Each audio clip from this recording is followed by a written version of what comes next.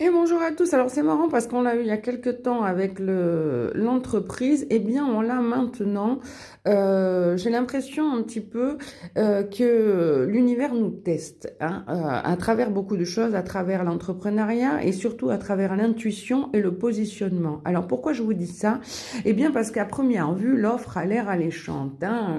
On le voit un petit peu comme ça. On a quelqu'un, on a une image et ce sera la bonne personne. Vous voyez cette image dès que je vais parler, vous allez la voir. On a quelqu'un qui a des regrets. Alors au départ, on aurait pu penser que c'était nous, mais finalement, d'après les autres cartes, eh bien ici, on a aussi un carrefour et on nous demande quand même d'avoir de l'intuition. Donc, je pense pas que ce soit des regrets par rapport à quelque chose, mais je pense bien que c'est une personne qui a des regrets à travers vous.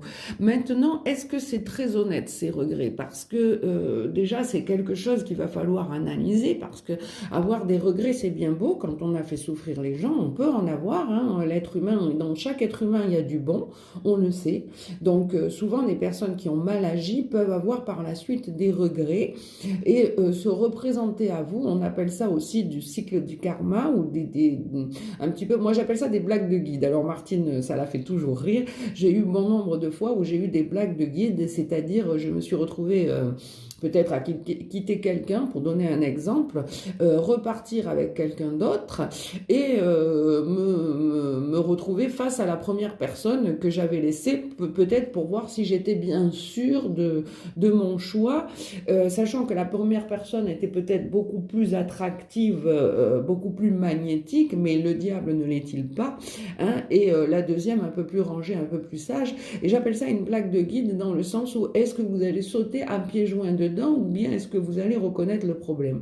Or, c'est ce que je vois ici, complètement, on est complètement sur des blagues de guide, moi je dirais, puisqu'on a ici donc cette personne qui regrette, mais ça va nous mettre en déprime, hein. Ça va nous faire réfléchir beaucoup trop, je pense, alors que la question est très très simple. Hein. Si on arrive à un carrefour, eh bien on veut rester périn. Regardez ce roi, il a déjà tout, il a passé l'épreuve, hein, il regarde loin devant lui, il est bien installé.